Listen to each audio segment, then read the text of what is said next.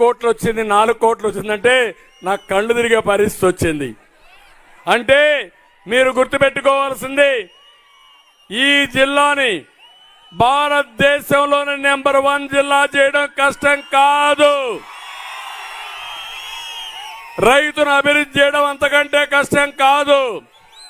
చేయాల్సింది నీళ్లు ఇవ్వాలి, మిమ్మల్ని ప్రోత్సహించాలి, డ్రిప్ ఇరిగేషన్ ఇవ్వాలి, మీకు కావలసిన పరికరాలు ఇవ్వాలి, సబ్సిడీలు ఇస్తే ప్రపంచానికే పళ్ళు ఎగుమతి చేసే శక్తి సామర్థ్యం మా అనంతపురం జిల్లాకు ఉందని చెప్పి కూడా మీకు తెలియజేస్తున్నా.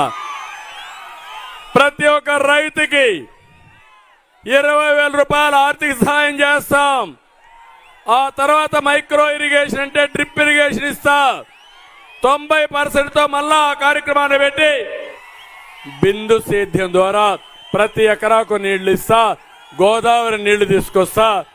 మీ జీవితాల్లో వెలుగు చూపించే బాధ్యత, రైతును రాజుగా చేసే బాధ్యత తెలుగుదేశం పార్టీ తీసుకుంటామని కూడా మీకు హామీ ఇస్తున్నా. ఇక్కడే యువగళం, తమిళ యువత, నా వెనకాన మీరు ఫాలో అవ్వండి. మా వెనకాన మీ ఉద్యోగాలు ఇప్పించే బాధ్యత మాది, బంగారు భవిష్యత్తు చూపించే బాధ్యత మాది. అందుకే 20 లక్షల ఉద్యోగాలు నేను ఇస్తా. మీకు సంవత్సరానికి 4 లక్షల ఉద్యోగాలు, పెట్టుబడులు వస్తాయి, డిఎస్ఏ పెడతాం, జాబ్ క్యాలెండర్ ఇస్తాం, మిమ్మల్ని పైకి తీసుకొచ్చి అన్ని విధాలు ఆదుకుంటాం. ఈ వచ్చే వరకు 3,000 రూపాయలు నిరుద్యోగ భృతి కూడా ఇస్తా. మీ ఇంటి దగ్గర మీరు కూర్చొని ప్రపంచంలో ఉండే కంపెనీల్లో పనిచేయడానికి వర్క్ ఫ్రమ్ హోమ్ సిస్టమ్ తీసుకొస్తాం, శిక్షణ ఇప్పిస్తాం, స్కిల్ డెవలప్మెంట్ చేస్తాం. ఇంకో పక్కన ఇప్పుడు ఎక్కడ మండల హెడ్ క్వార్టర్లో కాన్స్టిట్యున్సీ హెడ్ క్వార్టర్ మీకు సింగనమల ఉంది. ఇక్కడే మంచి వర్క్ స్టేషన్లు పెట్టి ఇక్కడే పని చేసే విధానానికి శ్రీకారం చుడతాం. మన ఈ అనంతపురం జిల్లాని ఏ యువకుడు కూడా ఉద్యోగం కోసం బాధపడకుండా ఏం చేయాలో చేయడం కోసం అన్ని విధాల ప్రయత్నం చేస్తానని నేను మీకు హామీ ఇస్తున్నా. ఇంటింటికి మంచినీళ్ళు ఇస్తాం, బీసీ రక్షణ చట్టం తీసుకొస్తాం. పెన్షన్లు తీసుకునే ప్రతి ఒక్కరిని కోరుతున్నా, ఆ పెన్షన్లు పెట్టిందే తెలుగుదేశం పార్టీ. మొట్టమొదటిసారిగా ఎన్టీ రామారావు గారు 30 రూపాయలు పింఛన్ ఇచ్చారు. నేనే 75 రూపాయలు చేశాను సమైక్య ఆంధ్రప్రదేశ్లో. 2014 నేను ముఖ్యమంత్రి అయినాక 200 రూపాయలు ఎంత చేశాను, 200 ఎంత చేశాను. అబద్ధాలు కోరి చెప్తున్నాడు ఆయన ఏదో చేశానని. అంటే నోరిప్పితే ఆ కడుపంతా అబద్ధాల పుట్టది. ఇదే పని. ఇప్పుడు చెప్పాను, మళ్ళీ మీ ఇంటి దగ్గరనే పింఛన్లు ఇస్తాం, నెలవారీగా మొదటి తారీఖు ఇస్తాం. 4,000 రూపాయలు పింఛన్ పెంచి మరీ మీకు ఇస్తాం. ఇదే కాదు,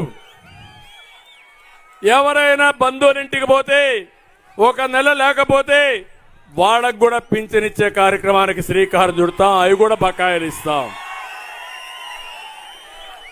బీసీలకు 50 సంవత్సరాలకే ఇస్తాం.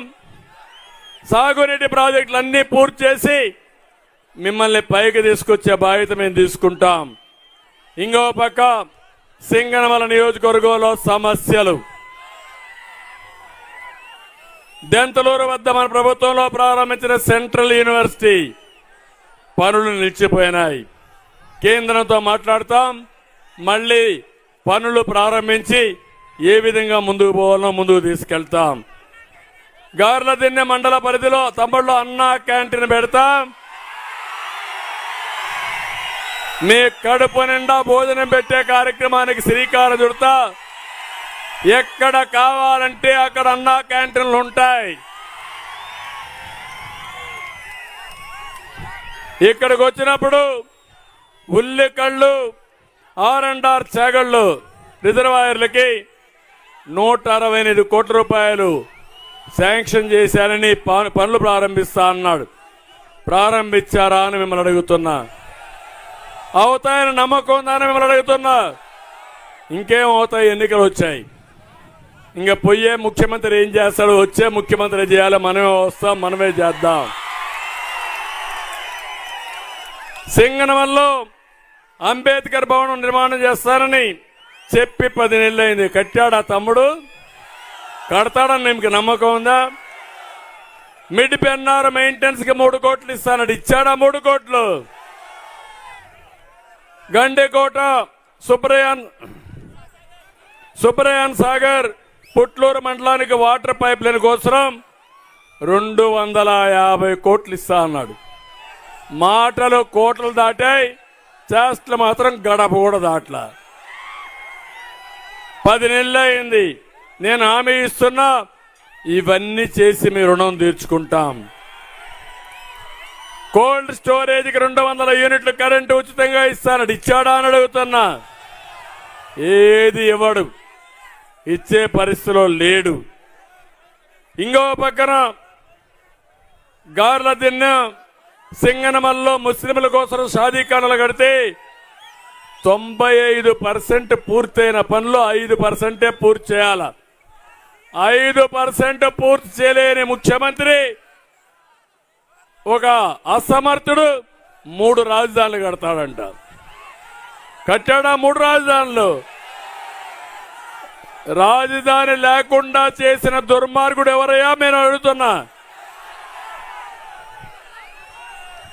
నిన్న మొన్నటి చూసావు ఎమ్మెల్యే, పాపం గొప్ప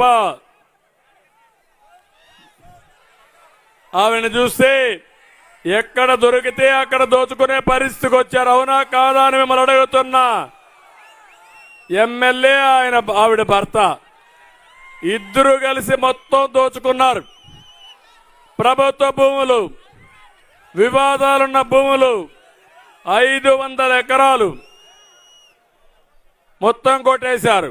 కొడమూర్తి గ్రామంలో 2.5 ఎకరాలు ఎస్సీల శ్మశానం కూడా ఆక్యుపై చేసుకున్నారు.